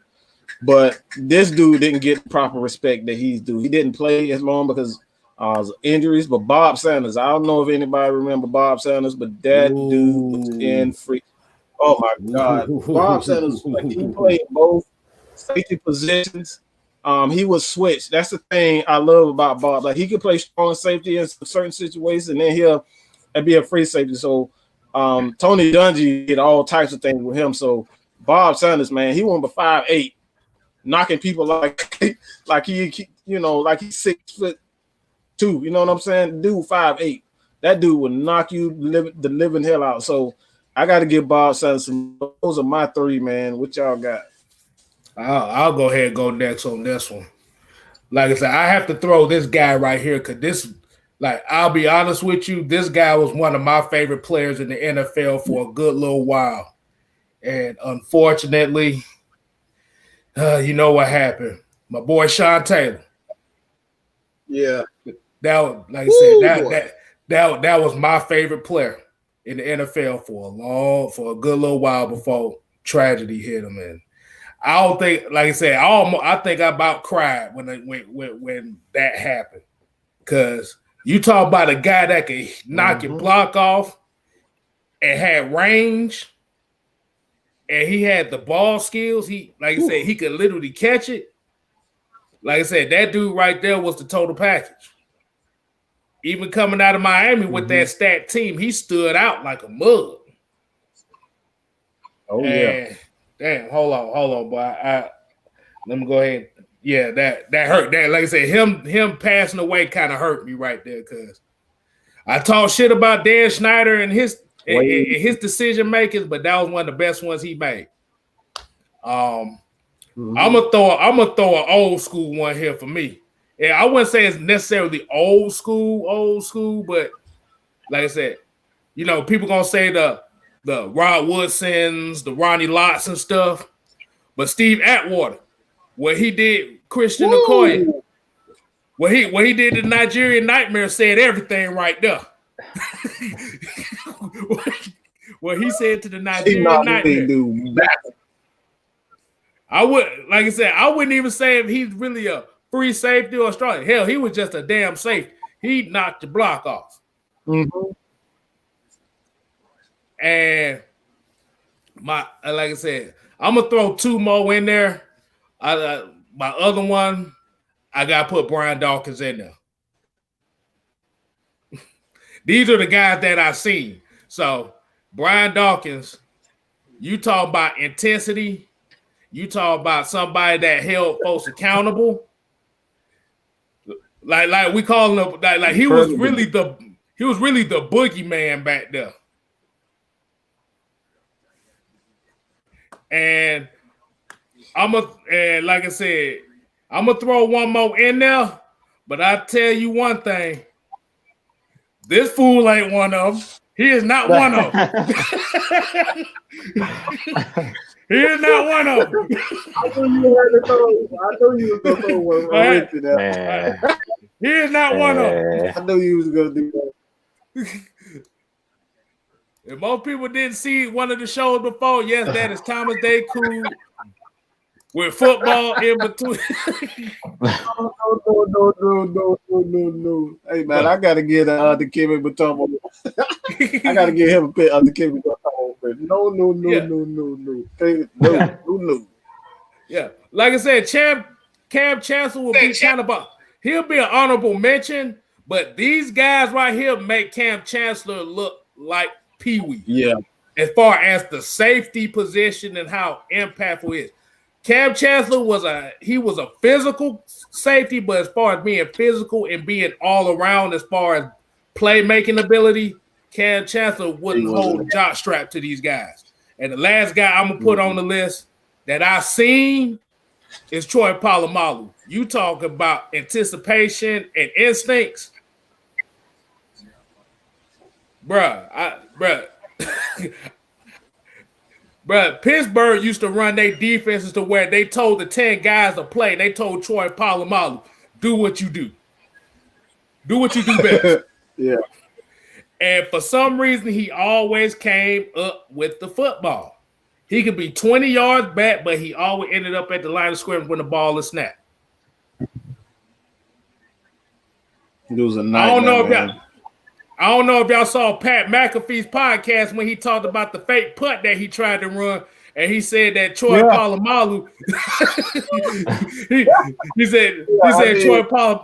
he said Troy Polamalu said that he had Jesus on the side because he knew exactly what was coming. That's a bad boy, bro. Man. I'm gonna let you go ahead with his because we can go all day on these safeties. Oh yes. I agree, man. Y'all we call ourselves the heavy hitters. Y'all took all the heavy hitters. Everybody on my list, y'all pretty much said, man. Y'all just said everybody. Y'all just said everybody, man. But I'm gonna still go with it. I'm gonna roll with the punches. Number one, we got to go with Ed Reed. Ed Reed was my younger brother's favorite all-time safety, favorite player to use on Madden. He was one of those guys that just was instinctual. He could hit you. What I loved about Ed Reed is he could do everything. He was a ball hawk. He could knock your block off. He was a coach on the field. He was an intimidator. He was a leader. He was just that dude, man. Ed Reed was just that dude. And if Ray Lewis, he played on a team with Ray Lewis. And if Ray Lewis looked at him as a leader, and Ray Lewis was the leader of leaders. Rah, smart. And he leaned on Ed Reed a lot. Him and Ed Reed were like this. So Ed Reed has got to be number one in my book. Out of the guys I've seen, like y'all said, the Ronnie Lotts, the Rod Woodsons, I was too young and I really didn't get to see them play live. I seen tape on those guys and you can pull it up on YouTube, their highlights and stuff like that. But out of the guys I actually seen play live, I would say Ed Reed is my number one. Number two is like y'all was saying, Sean Taylor. Sean Taylor was that dude. I ain't never seen nobody go hard in the Pro Bowl like he did when he basically tried to kill the punter on a fake play where he just like he was just like a little crazy. I told you to play football, you gotta be a little crazy. Sean Taylor was one of them guys that when he got between them lines, dog, he didn't care what type of game it was. All-star game. If he put them pass on, he was out there hit. He was just a professional like that, a blue-collar type player, but he just had an elite skill set. Ball skills, could hit you. He was just like an Ed Reed, just a way bigger version. He was like in Cam Chancellor's body, but he could pretty much do the same things that Ed Reed could do as far as range. He could go from hash to hash. He could intercept the football. He could come down in the box and be a linebacker. There was nothing on the football field that Sean Taylor couldn't do. He was just extremely gifted, God-given ability. So he got to be my number two. Number three, y'all talked about him already, Brian Dawkins, Weapon X. Wolverine is what they called him in Philadelphia. He was that dude with that dark shield. I know y'all remember in the NFC Championship game where Michael Vick ran for a touchdown and he basically knocked Vic's soul out of his body. I know y'all remember that play where Brian Dawkins was one of them dudes, man. He was one of them dudes. I thought Algie Crumpler didn't want them problems after that. Yeah, he hit Algie Crumpler too. But that just shows you, like Brian Dawkins was one of them guys. He was an intimidator, man. Behind that dark shield, he was known for having that dark shield. And he was one of them guys that was a playmaker. He could come down in the box. He could intercept the ball and be a ball hawk. He was in Philadelphia making plays year in, year out. He was that dude. He was the standard, kind of just like an Ed Reed. My fourth guy, I went in and out with this guy because really he was a cornerback, but I love him so much, and that's Charles Woodson. Charles Woodson was one of them guys. He was a cornerback when he was with Oakland, and then when he went to the Green Bay Packers, if you guys remember, he helped them win the Super Bowl with Aaron Rodgers. And I think he won Defensive Player of the Year that year, if I'm not mistaken. but I believe he was a ball hawk. Yeah, he was a ball hawk, man. He's another guy. Won a Heisman Trophy in college at Michigan, and he was a ball hawk, man. He was one of those guys that he could do it all. He could hit. He had that range. Very smart player, and he could take the game over. It's not a lot of guys that can take the game over playing safety. He was one of those guys that could take the game over because when he intercepted the ball, he was one of those guys that he turned into an offensive player. He was a lot like Deion Sanders. If you look up like how many touchdowns he has in his career, he's one of those DBs or safeties that have a bunch of career touchdowns, like interceptions and take it back to the house. He was one of those guys where just really cerebral, really smart, but also could do it all. Could hit, could cover, was a ball hawk, always around the football. And then my fifth guy is an honorable mention, and Mike talked about him. I always got to have that Atlanta Falcon in there, Scott Case. I didn't know a lot about this guy either because I didn't see him play a lot either. I was really young when he was playing. But when I went and looked up his tape, man, I thought I seen the second coming of John Lynch. That dude would knock your block off. That dude would knock your block off. Like that dude was John Lynch before John Lynch. He was one of those guys that could hit. And I didn't realize that later on in his career, he actually went and played for the Dallas Cowboys and won the Super Bowl with the Dallas Cowboys. But he was one of those guys that, man, he would come up and hit you. And I think in one season, he had like 10 interceptions. So to be a white guy, because a lot of times, they say white guys are not, guys that play that DB position and they're not ball hawks. Jason Sehorn. Yeah. He was one of them guys, man. He was one of those guys as a white guy. Hey, Scott Case could play, man.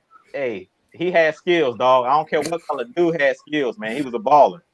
If you guys got to go watch some tape on Scott Case. But when I went and seen them hits he was doing, if Scott Case played in the league right now, he would get knocked out of so many games. He would get ejected for some of them hits he was laying on people. Hey, he couldn't play in the current NFL. He would be getting ejected in some of these games. But he was that dude. But like y'all said, I can go on and on and on. It's a lot of guys, man. Rod Woodson was another guy that he was kind of like a tweener too. He played cornerback later on in his career with Baltimore. He played that safety position too. And he was another guy that was a ball hawk. But for a lot of his career, he played cornerback with the Pittsburgh Steelers. But he's another guy that was really great. Could intercept the ball, could also return punts and return kickoffs. He was another guy that could take over the game by doing other stuff on special teams, not just a defensive back. So, man, we can go on and on. There's so many guys. One name I forgot to mention too, and I can't believe I didn't mention his name, but Donovan Darius. You know what? He was a lot. He was a lot like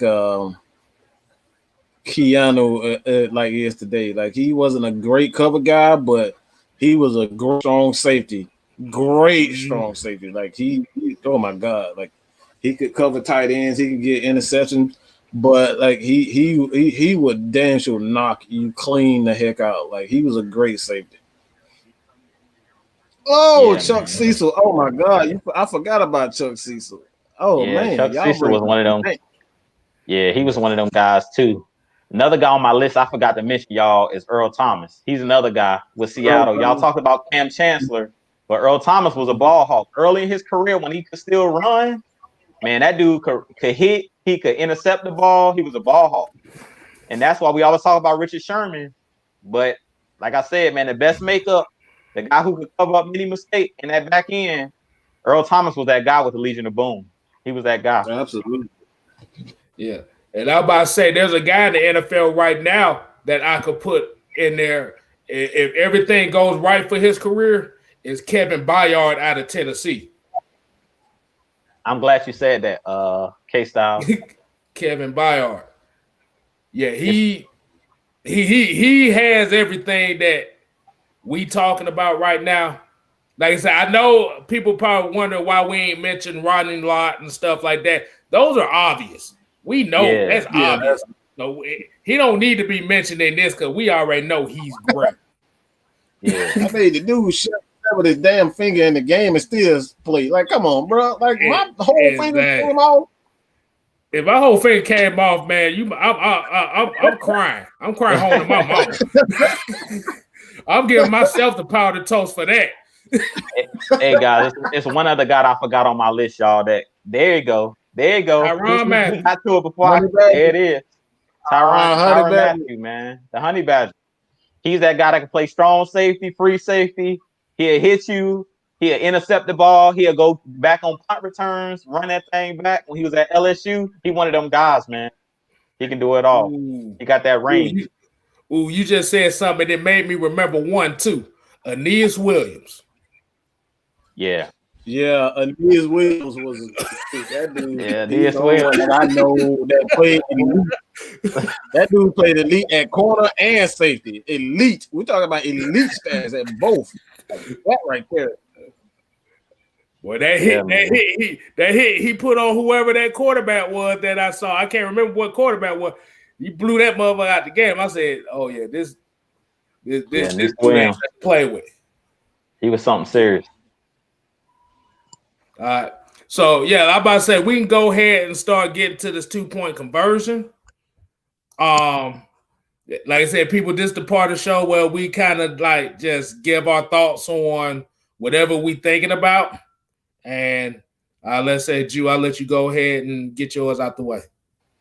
All right. So first off, I want to thank everybody for tuning in tonight. We do this for the fans. We do this for you guys. Like Kstylz says, it's therapy for us, man.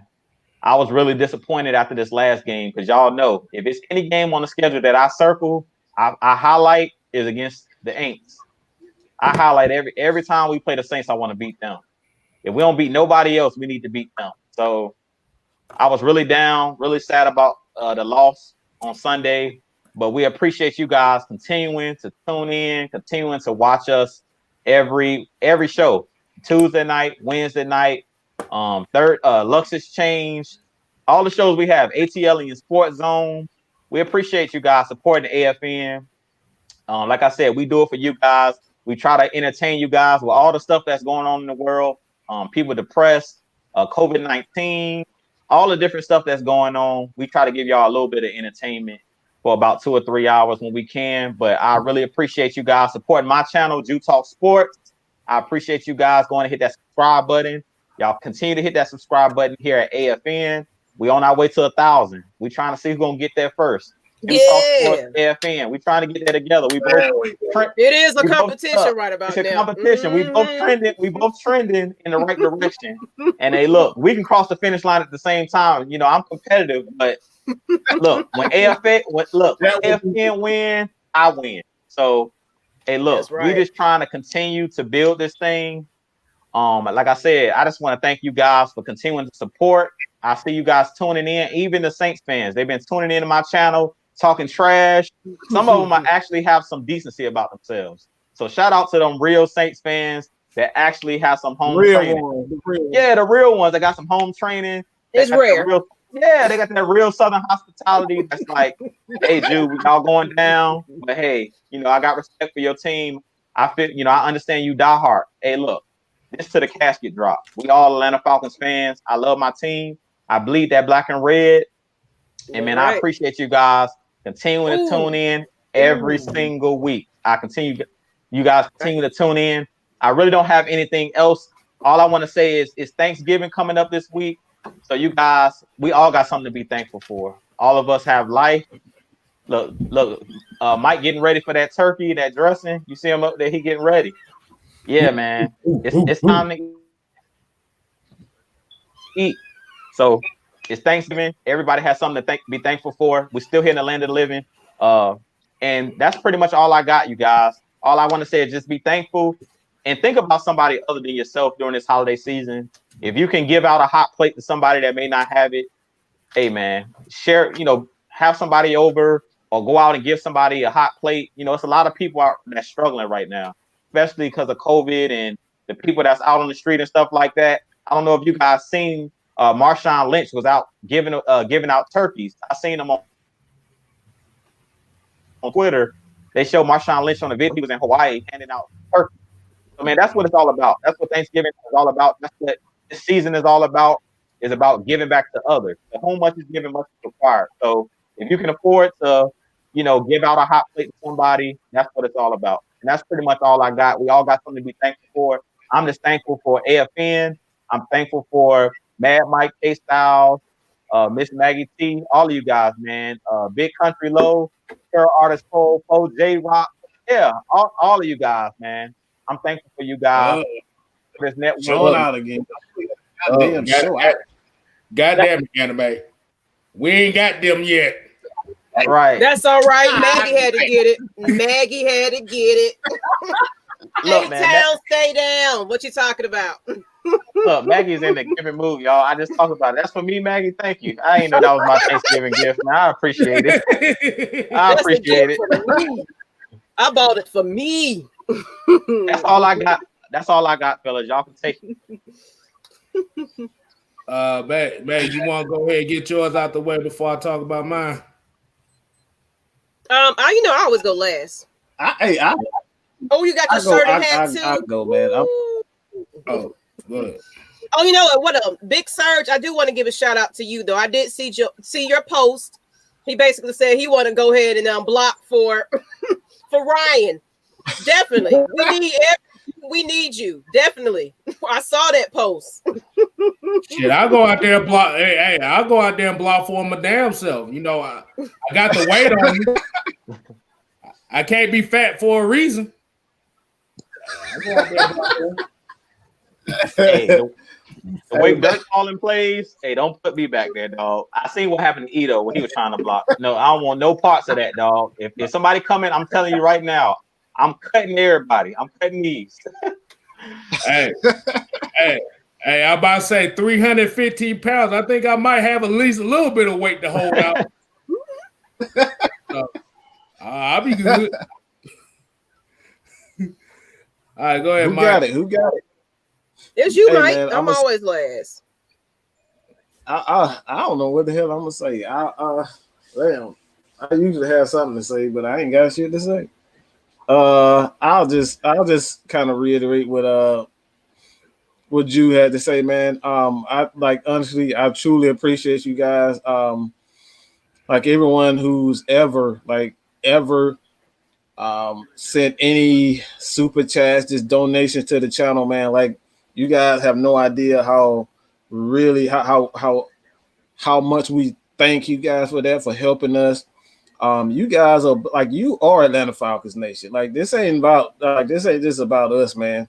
Like I said, man, we're trying to continuously build a channel where we are going to have live shows and you guys are going to have more opportunities to call in for the show. So everything that you donate to the channel is actually helping for us to kind of get these tools together, man, so we can become the number one Atlanta Falcons just platform there is.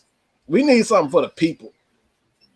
You know what I'm saying? And that's what we trying to do. So you guys go ahead and enjoy Turkey Day, Thanksgiving, whatever you want to call it. Sit down, eat that right, chitlins, turkey, all kinds of stuff going on. You name it. All right, so I'll just enjoy yourself. Potato. All right, Kstylz gonna start singing on y'all again.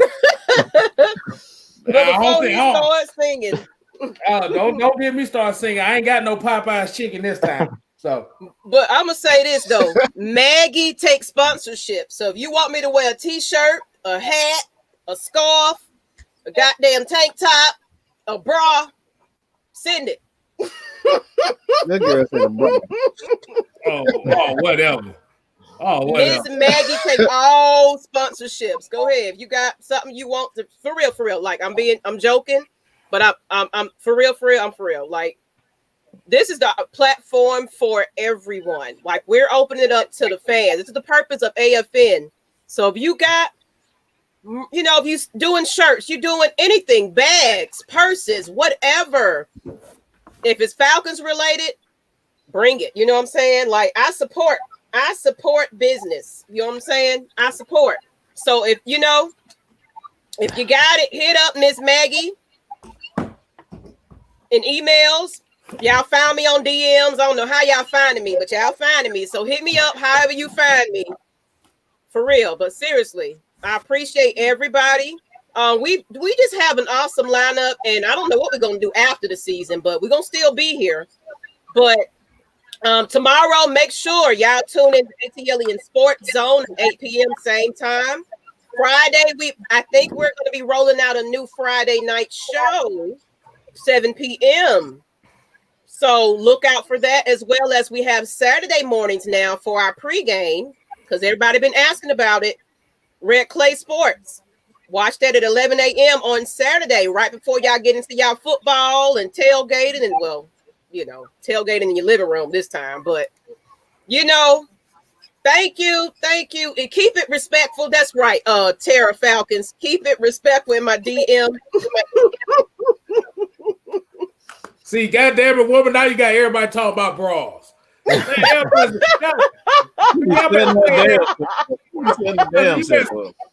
called advertisement, man. Look, I'll take anything Falcons related. If you want to get me a outfit, bring it. I will put it on and rock it.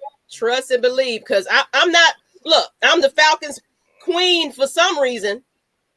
So I'm just saying though. But until next time, you guys, I ain't gonna hold y'all up too much longer. I appreciate everybody, even the ain'ts that's watching. What you got to say?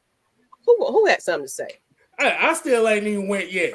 And no, she does not have an OnlyFans, so don't be doing that. I know somebody gonna be hitting the DMs about the OnlyFans. You save that for Lush Exchange Wednesday at 9 p.m. That's right, Lush Exchange at 9 p.m. We do talk about all of that. So if you want to hear some of that, come to Lush Exchange 9 p.m. Wednesdays. But we're taking a break this week because it's I'm gonna eat some turkey.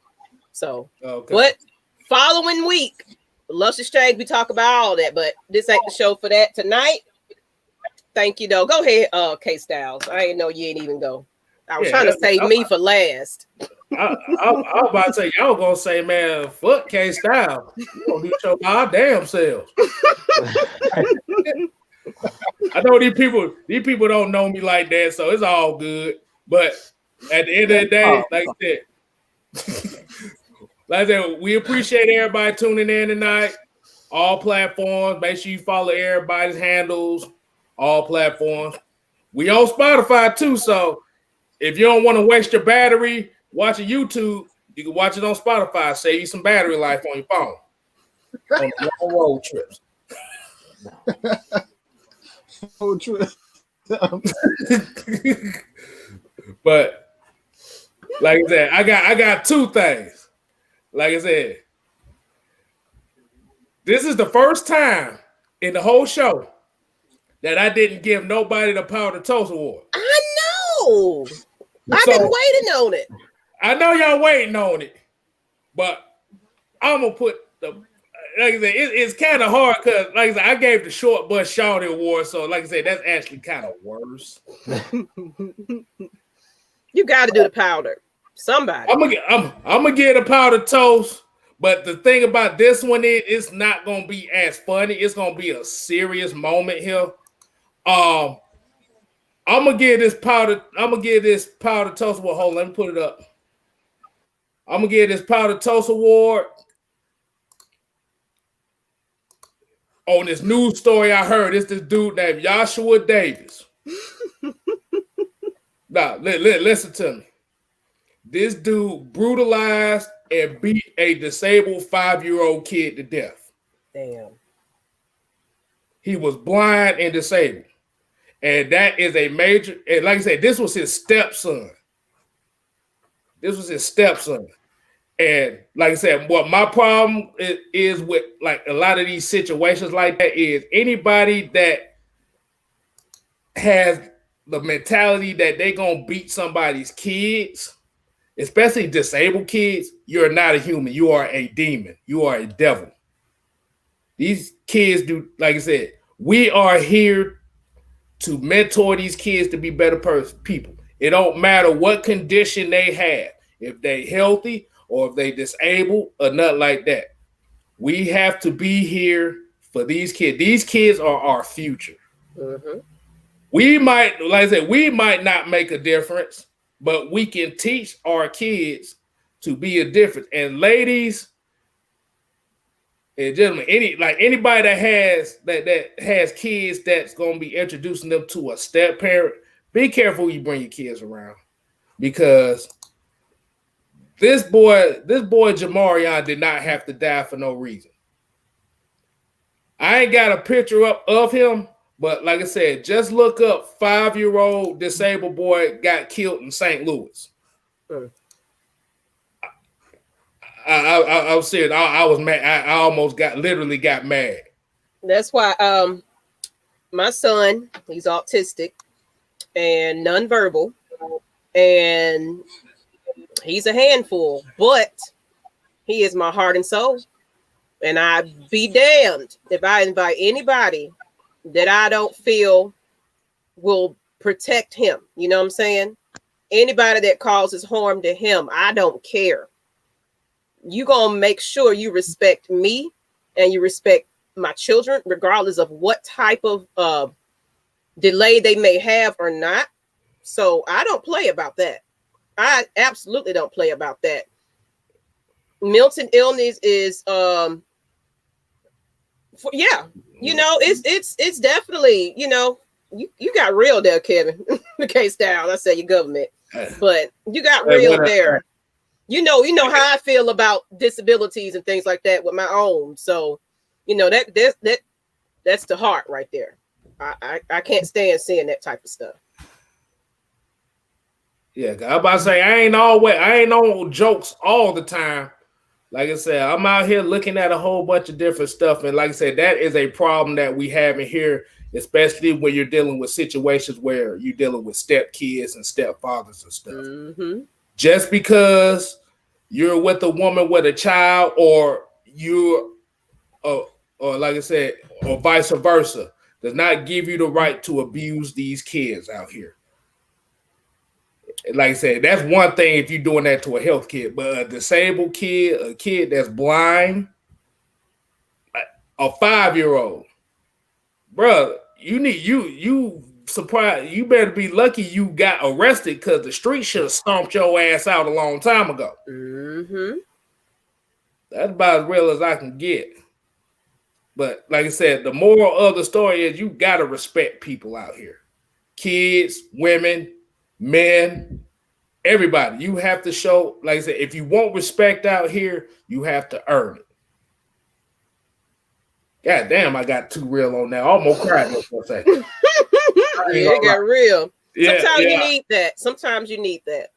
Yeah, I know these people ain't really here looking at me being all real and stuff, but like I said, it's different dimensions of all of us here that we have to stay conscious on certain situations and certain issues.